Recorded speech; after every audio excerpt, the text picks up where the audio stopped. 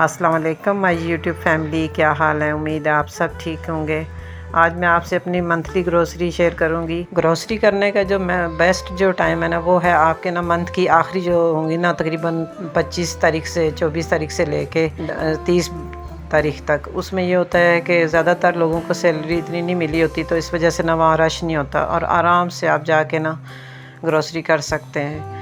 अब तो ये मैं ग्रोसरी अकेले करती हूँ। वैसे मैं अपनी किसी न किसी बच्चे के साथ जाती थी, तो इस दफ़ा गर्मी बहुत ज़्यादा थी, तो मैंने बोला मैं अब अकेले ही जाऊँगी। और ये चीज़ मैं भी आपको दिखा रही हूँ। मेरी बच्चियों को अब बेकिंग का भी थोड़ा आ गया है शौक़, तो मैंने कहा चलो ये भी ले लेते हैं। बाकी कुछ बकरा ईद के लिए भी कुछ आइटम लिए थे, उसके जो शान के बिरयानी मसाला, कबाब मसाला।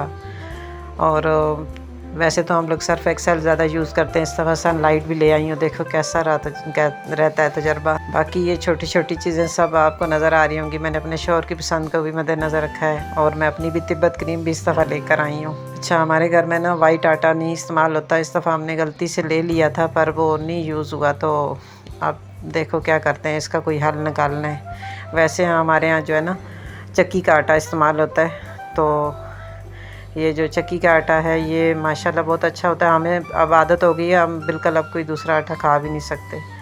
तो जो ये पहले वाली ग्रोसरी मैंने दिखाई है आपको, वो है ग्रेस से लेकर आई हूँ। और अब ये मैं आपको शक्कर दिखा रही हूँ। अब चीनी मैं आस्ता आस्ता अपने घर से ख़त्म ही करने की कोशिश कर रही हूँ। हमारे यहाँ 5 से 6 किलो जो है ना शक्कर आ जाती है। और तकरीबन चावल जो है वो मैं 10 किलो चावल उठा लेती हूँ, ताकि जो है ना आराम से एक मंथ गुजर जाता है।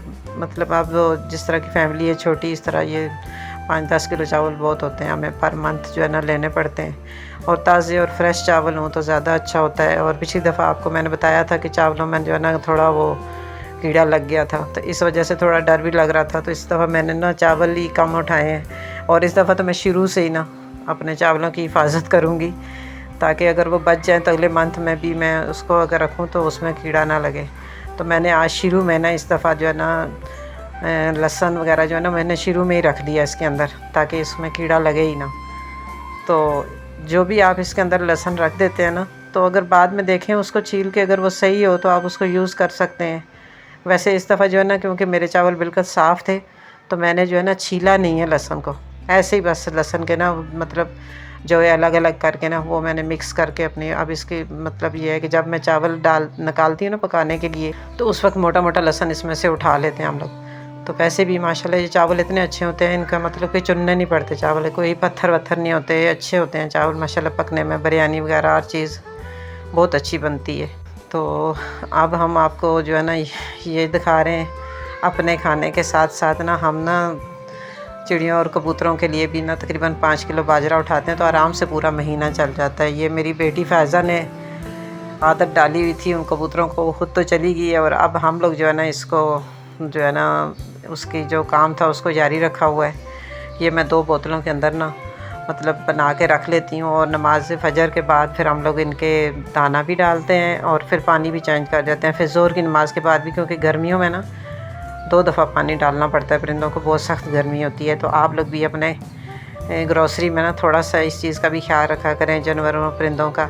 अल्लाह ताला इसका भी ना बहुत अजर देता है। तो क्योंकि आजकल इंसान के जानवर भी बहुत परेशान है, ज़ाहिर है जहाँ कोई दाना वाना नहीं मिलता, तो उनके लिए भी ज़रूरी होता है कि बंदा अपने घर में एक छोटे से बर्तन का इंतज़ाम करे, और इसका स्वाब भी है।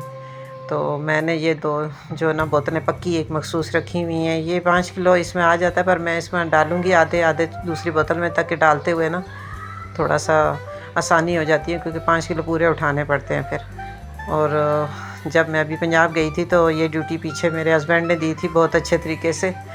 मेरे को बड़ी खुशी हुई, उन्होंने मुझे बताया है कि मैंने तुम्हारे परिंदों को भी जो है ना दाना पानी डालता रहा हूँ, और तुम्हारे इनको पौधों को भी मैं तो पानी देता हूँ। चल बाकी ग्रोसरी के साथ साथ अगर आप ना इस तरह आलू, लहसुन, प्याज वगैरह भी अगर शुरू मंथ में ही ले लेना, तो उससे ये होता है कि फिर पूरा महीना जो है ना आपको इन चीज़ों की टेंशन नहीं होती। बस सिर्फ उस वक्त गोश्त सब्ज़ी वगैरह लानी होती है। तो जो आपके पास पुराने आलू, प्याज, लहसुन पड़े हों, उनको आप निकाल लिया करें अलग सा, और अपनी जो टोकरी है उसकी अच्छी सी सफाई कर दिया करें। उससे ये होता है ना कि कोई अगर गला प्याज वगैरह या ये पड़े हों ना लहसुन, तो वो बंदा यूज़ भी कर लेता है। और अब इस टोकरी की हम करेंगे सफाई, और जो ताज़ी चीज़ें आई हुई हैं ना वो हम डालेंगे इसमें। और ये वाला जो होगा ना पुराना, या तो इन्हीं के ऊपर रख देंगे कि शुरू में यूज़ हो जाए, या फिर मैं इसको अलग सा कर लूँगी ना सेट, क्योंकि पहले हमें इसको इस्तेमाल करना है। जो नया सामान आया है वो हम बाद में इस्तेमाल करेंगे। पर मेरी ये जो ग्रॉसरी करने की आदत है, ये हमें अपनी अम्मी से ही हमने सीखा है। अब तो यहाँ पर तो खैर हर बंदा ग्रॉसरी मंथली करता है।